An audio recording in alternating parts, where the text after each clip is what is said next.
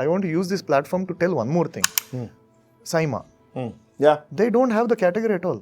And we are talking about recognition. Saima, there is no category at all. Stunt. ಅಲ್ವಾ?